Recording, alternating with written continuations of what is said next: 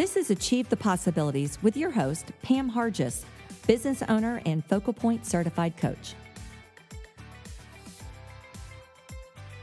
Welcome to Get More Things Done and Feel Great. This is a program that I like to do for all ages of people who need to really manage their time more effectively. In fact, I've trained 8th graders on this program, high school students, leaders of large corporations, business owners, solopreneurs, you name it. Quite frankly, this is time management. And so as I go through this, some things that you will walk away with are your ability to double your activity and get things done, unlock your mental powers, and have more me time. Now, that's an interesting concept, having more me time. A lot of people don't even think about that when they plan their day. But what I am here to tell you today is that me time is important. Why do we work? Why do we do the things that we do to earn an income? Well, it's so we have more me time and we can have fun with that me time. Or we can use that me time to donate to nonprofit organizations or our families. So why don't we plan for that more effectively? But before we get started, there's one thing that will prevent success with your ability to manage your time, and that are habits and old ways of thinking. So I'm asking you right here, right now, prepare to be open-minded and willing to try the concepts that I'm going to share with you. How many of you have seen the movie or read the book Alice in Wonderland? Well, there's a part in the movie, where Alice comes to a fork in the road and the Cheshire Cat is in the tree. She says to him, "Which road do I take?" He says, "Well, where do you want to go?" She says, I don't know. And then he replies, "Does it really matter?" And of course, that book was written originally by Lewis Carroll, but that's a very strong point in the book. If I don't know where I'm going, then what difference does this make? We've talked about SMART goals before, SMART being the acronym for specific, measurable, achievable, realistic, and timely. So how are we doing at setting our goals? Now, our goals can be everything from, what are my business goals? What are my sales and service goals? What are the goals I have for my employees? What are my home goals? What about my own personal goals and family goals? And then, yes, what are my fun goals? So, do I have a goal of where my next vacation is going to be? Do I have a goal of what book I want to read next? What about I want to build a room onto my house, or I just want to paint my bedroom? Yes, those are goals too, and those are things that I need to add in when I'm doing my goals. And when we think about time management, it's important that you integrate those personal and business goals. The other thing that's really important is thinking on paper. Did you know that those people that write their goals down are more apt to achieve their goals than those that just keep them up in their head? And you increase your goal success significantly by when you take those goals and you write them down to where they're visible on a regular basis. What I do is I have my goals literally written on my whiteboard. My personal and my business goals, they're written on my whiteboard. That way, when I walk into my office, I see them all the time. I don't have them on a piece of paper in a binder under a stack of books hidden in a desk somewhere. They're there visible for me to see and stay focused. Want to increase your success even more? Share those goals with others. What happens when we share goals with others? Well, now we've put it out on our sleeve, right? We can't just hide and say, "Oh, well, I'll meet that goal next time." It's out there for everybody to know, and now they're holding me accountable. And now that I've shared it with them, I'm holding myself even more accountable because I want to be able to say, "Yep, I made that goal. Here's where I stand." So recapping that, write your goals down, put them in a place that you can see. And as I've mentioned before, you want to start at a high level. You want to write your goals to where they're looking long-term, I don't like going more than a year because things can change. Environmental, everything changes in a year. Write them at a year level and then back it up from there. And we'll go into that in more detail. Then you want to break it down to 6 months and then monthly and so forth. So what does that look like? The first thing is when I say I want to write my goals for a year, my personal goal might be by the end of the year, I want to have lost 10 pounds. Or by the end of the year, I want to have gone on 2 cruises. I want to achieve $1,000 in organic growth. Or I want to achieve 10 new customers in that year. Then you're going to take it and you're going to break it down. What does that look like at the 6-month level, the quarterly level, the monthly, and so on? When we break it down, it seems more achievable, doesn't it? Because then if I said I want to get 10 customers in a year, well, heck, that's less than 1 a month. I can do that. Or if I want to say I'll lose 20 pounds in a year, well, if I break that down to a monthly goal, that's less than 2 pounds a month. I can do that. Remember what I said about those SMART goals, achievable? By doing that, you're making it more achievable and realistic.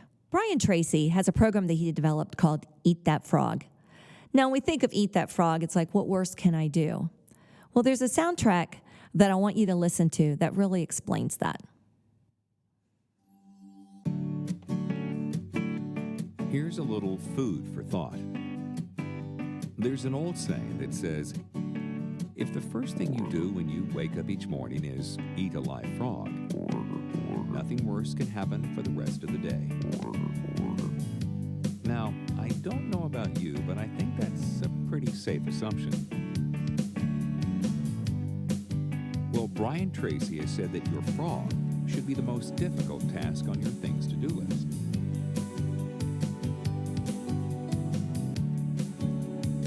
The one you're most likely to procrastinate on. Because if you eat that first, it'll give you energy and momentum for the rest of the day. But if you don't, if you let him sit there on the plate while you do 100 unimportant things, it can drain your energy, and you won't even know it. William James, one of the founders of modern psychology, said this: procrastination is attitude's natural assassin. There's nothing so fatiguing as an uncompleted task. So, with that said, here's your assignment for the next 30 days. Take a look at your list. Circle the frog. Eat that first, and you'll thank us for it. So what did you glean from that? Well, what does it mean to eat that frog? What frogs do you have on your list that you keep procrastinating around? And that's really what this is all about. Why are we not successful in our time management? It's that one thing, maybe 2 or 3, that we keep pushing off and pushing off and pushing off. But it's the one thing that's really holding us back from being the most successful. Whether it's personally or business, it doesn't matter. So when you put your list together, and we're going to talk about how to do that here, what is that frog? Do you know in the mail you get those calendars that come to you from various organizations, and they're for the coming year? What do you do with those calendars? Well, one of the things I do is I actually use it for my goal setting and my time management. So here's how I break it down. The first thing is I take that calendar, and for each month that I have to do something, I'm going to write it on that calendar. So I'll put doctor's appointments. I'll put that I want to get a new client. I'll put that I want to have sold 3 homes. Whatever it is, I'm writing it on that calendar. This calendar, those items don't move. They're things that have to happen. For example, if I'm a high school student, graduation only happens at that one time. So what are the things I have to do in order to graduate successfully? Well, I've got to apply for scholarships. I have to pass my exams. Those are the things I'm writing in this monthly calendar. They cannot move. They are set dates and times. The other thing I'm going to do is I'm going to determine which of those are my frogs. And I'm going to put an F by that because that mentally helps me keep focused. That's the one thing that I know I'm going to try to push away, push away, push away. For each of those goals, I now need to write down an action towards that goal. So what are my actions towards the goal? So for example, if my goal for the month is I want to sell one new home, what is the action for the week that I need to do, and it could be multiple actions, to be able to make that happen? If I'm, say, a student at home, and one of my goals for the month is I want to get my learner's permit. Well, what are the things I want to do this week to be able to do that? Well, it might be that I want to test myself on how to parallel park. Or I want to be able to pass the practice test on signs. Again, what am I doing? For each of those actions, I'm prioritizing them in order of importance, but then I am also finding out which is my frog, which is the one item I'm likely to procrastinate on. And then for each of those activities, we're going to have tasks. So you've got your monthly goal, your weekly activity, and now your daily tasks. Another tool I like to use are all those pads of paper that either you get in the mail or you're out at an event somewhere and someone has those pads. I always pick them up. They're the little ones, not the big 8.5 by 11 ones, but the little ones. And that's where I like to write my daily tasks. So I will list all of my tasks that I need to do for the day to get towards my weekly activity. Here's where it becomes fun. How many minutes do you think you really can work on any one item and give it all the devotion and time that it deserves? A lot of people, they'll work on something for hours on end. And while it may seem like that's a good thing to do, it really isn't. The human brain can really, truly only focus on things, and I mean focus, for about 30 minutes. Let's be honest with ourselves.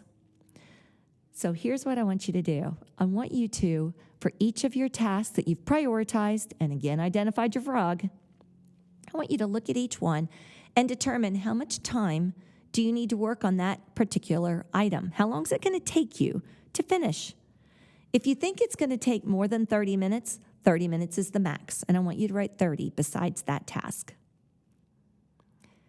When it comes time to work on that task, I want you to set the stopwatch on your phone. We all have them, so set it. Set it for the amount of time you allotted. And let's pretend it's 30 minutes that you gave yourself to work on X project. When the timer goes off, stop. Yes, you may not have finished, and that's okay.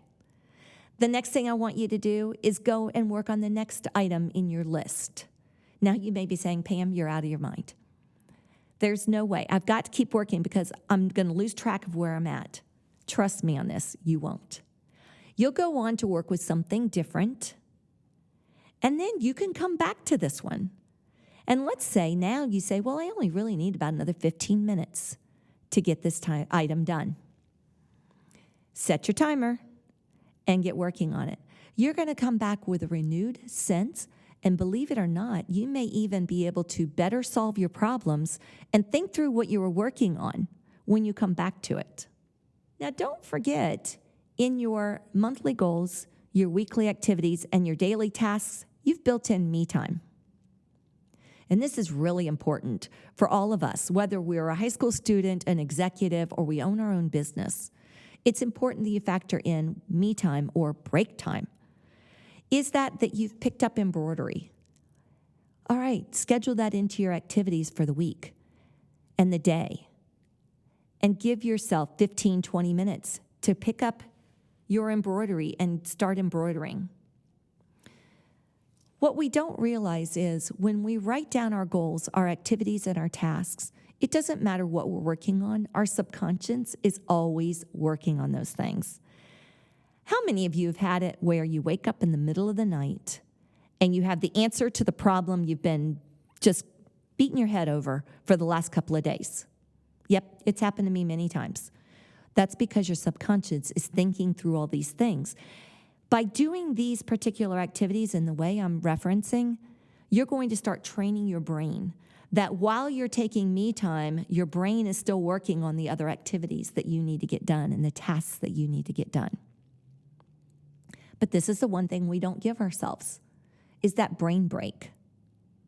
Oh, by the way, one thing I didn't mention is email. One of the biggest time wasters, and I know I've got a number of people out there that are going to say, whoa, time out. That's not a time waster. That's how I build my business. That's what's important to me. I have to know what's going on. Well, emails are not an immediate communication tool. The phone is the immediate communication tool. But how many times have we programmed our brain to watch our computer or watch our phone for that little pop-up or that little ding that says, you've got mail? I suggest turn off the sound, turn off your alert, and factor into your daily tasks email. Now, some of you, this is going to be one of those old habits that you've got to break out of. So what I suggest, and I'd like you to try it today, is schedule 30 minutes that you're going to do email. It can be 30 minutes at 2 o'clock.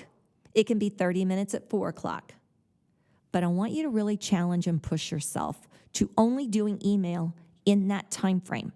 When the timer goes off on your phone, stop and go to another item on your task list. You will find a couple of things are happening here, guys. When you set that timer, your brain is going to work faster because you're focused. I only have 20 minutes to work on this. I only have 30 minutes to work on this. So you're going to be uber focused to get this done. The other thing is you're going to find you get more stuff done because you are focused and you're moving things along. The more you set goals and you work toward them, the happier and more successful you will become. I guarantee that. So here's what I'd like you to do going forward. I want you to commit to yourself that you're going to put these actions into practice. Now, it takes about 30 days to get something to go from an old habit to breaking it, to getting it to being a habit that you are consistently doing every single day. When you get the chance, I want you to really reflect back in about 5 days and then 10 days and see where are you? How are you doing at managing your time? Are you finding you have more me time? In 20 days, I want you to reflect again. And I want you to see how are you coming across to others? Do you feel like you're not as stressed? Do you feel like you're like, yeah, let's go do this or let's do that? Or, hey, I can take on this extra work now. Hey, I can grow my business because I have more time.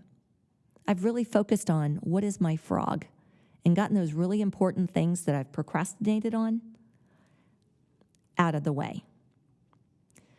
So I don't know if you've ever heard this saying, you can never climb the ladder of success with both hands in your pockets. Take your hands out of your pockets, let yourself give this a try, and let's be successful at eating that frog and getting more time back for yourself. Thank you for listening. If you'd like to learn more how you can achieve the possibilities, please visit my website at pamhargis.focalpointcoaching.com or feel free to call me at 386-847-8028.